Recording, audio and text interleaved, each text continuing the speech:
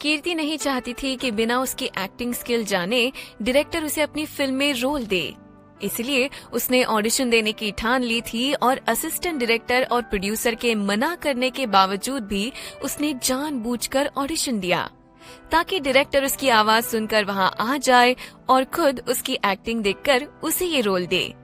वो कहते हैं ना, अगर आपके अंदर टैलेंट हो और उस पर जी तोड़ मेहनत करने की चाह, तो मंजिल एक ना एक दिन जरूर मिलती है। डायरेक्टर ने अब तक जितनी भी कीर्ति की तारीफ की थी वो सब नेहा के बर्दाश्त के बाहर थी, लेकिन अफसोस उस वक्त उसके हाथ बंधे हुए थे। वो कुछ भी नहीं कर पा रही थी। अपने गुस्से को कंट्रोल करते हुए उसने हाथ की मुट्ठी कसकर बांध ली। पर बात इतने में खत्म नहीं हुई थी। अगले ही पल डायरेक्टर ने कुछ ऐसा कहा कि सुमित पानी पानी हो गया।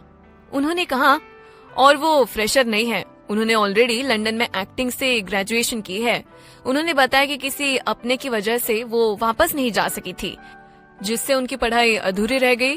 वरना मुझे पूरा यकीन है वो आज इंडिया में नहीं बल्कि पूरे वर्ल्ड में फेमस होती। मुझे अपनी फिल्म के लिए जो फेस, पर्सनालिटी और एक्टिंग चाहिए थी वो सब मुझे कीर्ति में मिल गया है। उस वक्त जाने अनजाने में डायरेक्टर ने नेहा और सुमित दोनों को ही आईना दिखा दिया था। सुमित शर्मिंदगी से पसीना पसीना हो गया था और नेहा अपने अंदर भड़कते ज्वालामुखी को बर्दाश्त कर रही थी।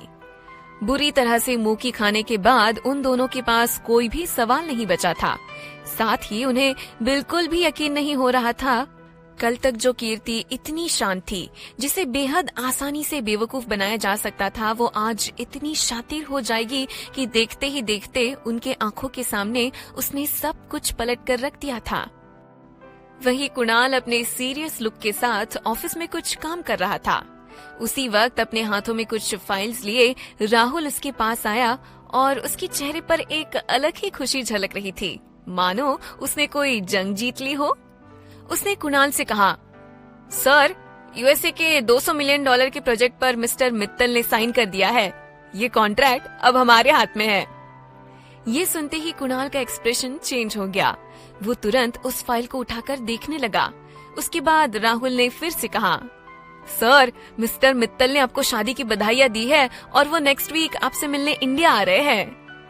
कुणाल ने बिना किसी इमोशन के हाँ में गर्दन हिला दी और राहुल को जाने का इशारा किया। वो उस फाइल को देख तो रहा था, लेकिन उसके दिमाग में मिस्टर मित्तल का मैसेज घूमने लगा और उसे कीर्ति का ख्याल आने लगा। वो उस फाइल को साइड में रखकर अपनी चेयर पर ही आंख बंद करके टिक गया, लेकिन उसकी आंख बंद करते ही उसे कीर्ति का मुस्कुराता हुआ चेहरा दिखने लगा। उसकी स्माइल इतनी प्यारी थी कि कुणाल भी बैठे बैठे अपने आप में मुस्कुराने लगा। कीर्ति पहली बार किसी ओपनिंग पार्टी में थी। वो काफी नर्वस फील कर रही थी। ये सब कुछ उसके लिए पूरी तरह से नया था। उसे समझ नहीं आ रहा था कि इस सिचुएशन को कैसे हैंडल करे। वो चुपचाप खड़े होकर सबको देख तो रही थी। उसी वक्त पीछे से किसी ने कहा, इतना डरने की जरूरत नहीं है, अब तो तुम्हें रोज इन सबके साथ काम करना होगा। कीर्ति ने सुना तो उसने फौरन पलट कर देखा, पर पीछे कोई नहीं था। कीर्ति हैरान हो गई और उसने खुद से ही बात करते हुए कहा, अब मुझे ऐसा क्यों लगा जैसे किसी ने कुछ कहा हो। जब वो वापस सीधे होकर खड़ी हुई तो अचानक चिराग उसके सामने आ गया। कीर्ति उसे देखते ही चौंक गई। चिराग उसका उड़ा हुआ चेहरा देखकर हंस पड़ा। उसने उसका मजाक उड़ाते हुए कहा, हे, तुम बहुत ज्यादा डरपोक हो। पहले तो कीर्ति चिढ़ गई, लेकिन चिराग जैसा सुपर एक्टर उसके सामने खड़ा था तो उसके लिए ये एक सपने जैसा था।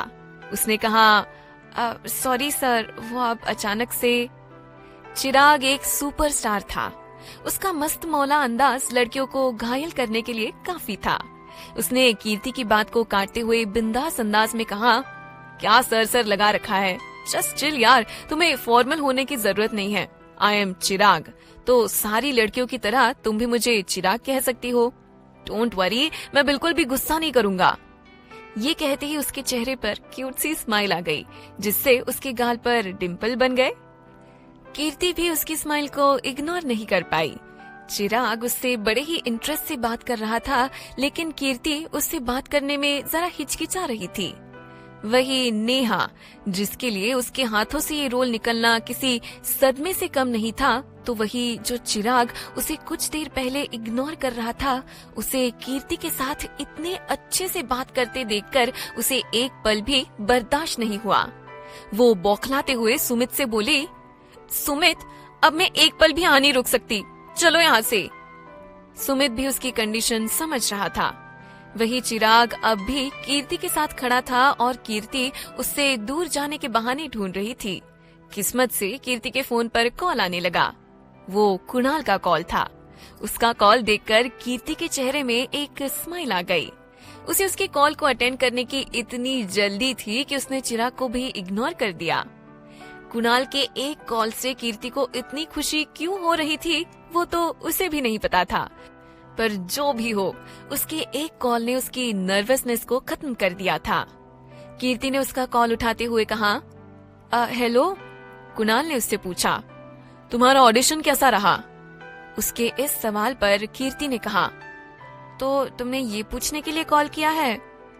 हालांकि कुणाल को पता चल गया था कि वो सिलेक्ट हो गई है, लेकिन उसने उसे कॉल क्यों किया था ये वो भी नहीं समझ पा रहा था। उसने अपनी बात को संभालते हुए कहा, अरे तुम्हारा हस्बैंड हूँ, मुझे भी पता होना चाहिए कि मेरी वाइफ जिस काम के लिए गई है वो हुआ या नहीं। तो चलो बताओ, तुम्हारे ऑडिशन का क्या हुआ? उसका इस हक के साथ पूछना कीर्ति को अच्छा लगा, पर वो चाहकर भी इस बात को नहीं बदल सकती थी कि उनका कॉन्ट्रैक्ट मैरिज हुआ है। उसे एहसास हुआ कि वो कुणाल के बारे में कुछ ज्यादा ही सोचने लगी है, जो उन दोनों के लिए सही नहीं है। इसीलिए उसने खुद को मजबूत करते हुए कहा, मुझे रोल मिल गया है, लेकिन मैं थोड़ी बिजी हूँ, I'll talk to you later। कहते हुए कीर्ति ने बिना कुणाल की सुने तुरंत फोन काट दिया। कुणाल उससे बात करना चाह रहा था, पर कीर्ति के इस तरह कॉल काट देने पर उसे अच्छा नहीं लगा।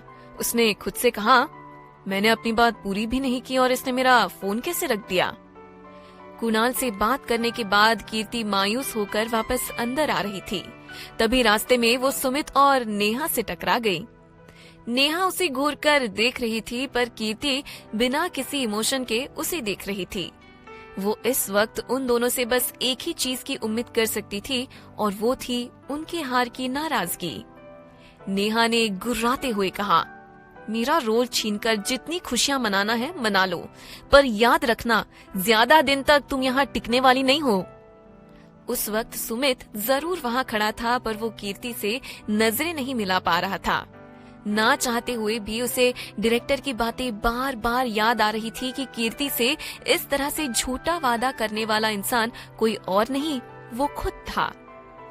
कीर्ति नेहा के मुंह नहीं लगना चाहती थी, पर उसे एहसास हुआ कि अगर उसने जवाब नहीं दिया तो वो हर बार उसके लिए मुश्किलें खड़ी करती रहेगी। इसीलिए उसने नेहा की बातों का जवाब देना सही समझा और बड़े ही आराम से कहा, नेहा, बचपन से तुमने मेरे लिए बहुत कुछ किया है, या फिर मैं ये कहूँ आज मैं यहाँ पर हूँ तो वो भी सिर्फ और सिर्फ तुम्हारी इन घटिया हरकतों की वजह से। अगर तुमने हर बार मेरे लिए गड्ढे ना खोदे होते तो शायद आज मुझे उनसे बचकर निकलना नहीं आ पाता। उसकी बातें नेहा के लिए किसी धमाके से कम नहीं थी। वो उसकी बातों से और भी ज्यादा चिढ़ गई। उसने कहा, ज्यादा मत उछलो कीर्ति, देखते ही देखते कब क्या हो जाए तुम समझ भी नहीं पाओगी। नेहा आगे कुछ कहती इससे पहले कीर्ति ने उसे टोकते हुए इनडायरेक्ट वे में कहा, झूठे वादे, झूठे रिश्ते, झूठा प्यार, सब तो देख लिया। कहते हुए कीर्ति ने एक नजर सुमित को देखा और आगे बोली, औरों की दी हुई चोट से दर्द कम होता है, पर अपनों का धोखा दिल के टुकड़े टुकड़े कर देता है। मैंने इस दर्द को भी सहा है, तो अब कितने भी गेम खेल लो, मेरे पास ना जीतने के लिए कुछ है और ना हारने के लिए, इसलिए तकलीफ भी कम होगी। You bloody!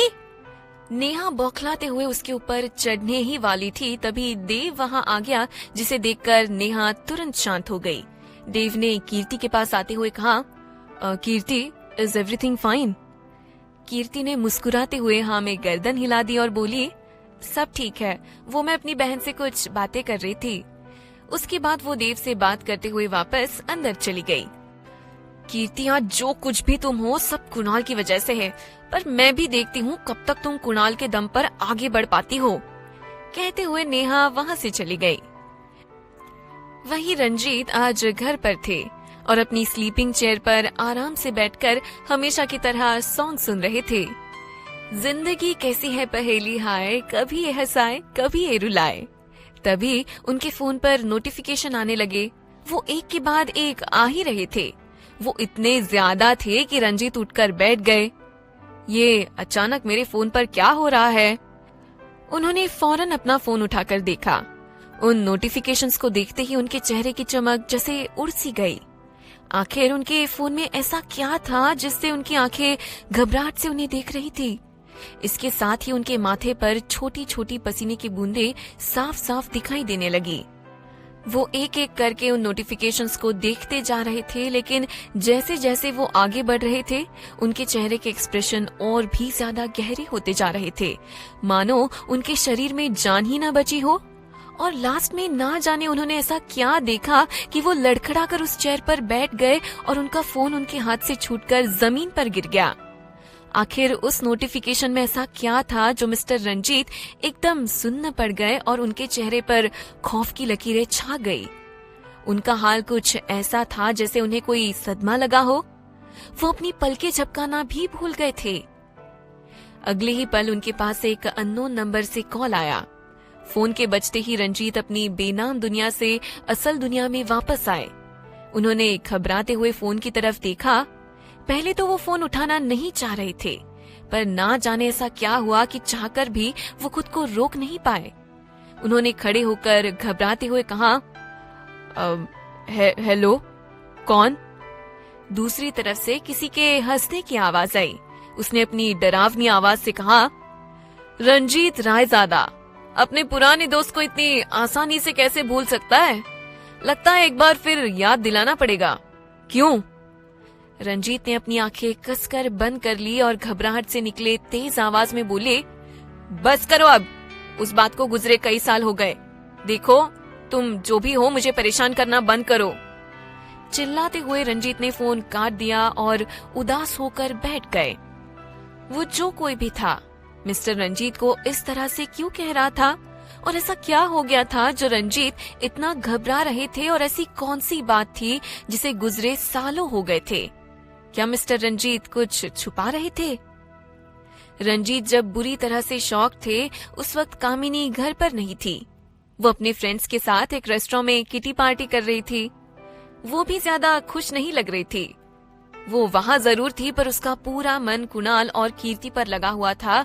तभी उनके बीच में बैठी एक औरत ने उससे कहा, क्यों मीनल, क्या हाल है तुम्हारी नई बहू का? उसकी बात को आगे बढ़ाते हुए दूसरी औरत ने कहा, हाँ यार, हमें भी तो बताओ जरा।